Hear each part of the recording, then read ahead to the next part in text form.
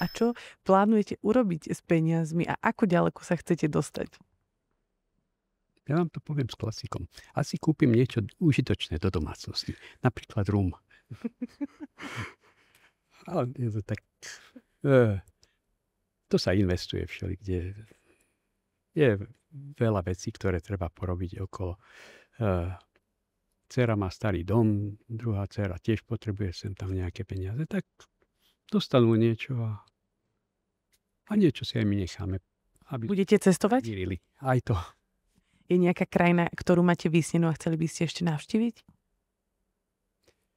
Ako rád by som sa pozrel na taký ten vzdialenejší východ.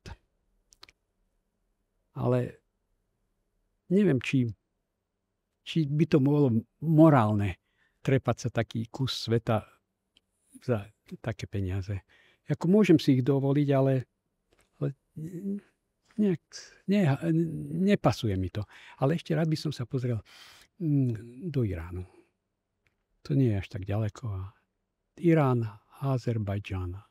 A tak by som si to chcel prejsť. A možno aj stredoazijské republiky, lebo tam je tiež toho veľa zaujímavého.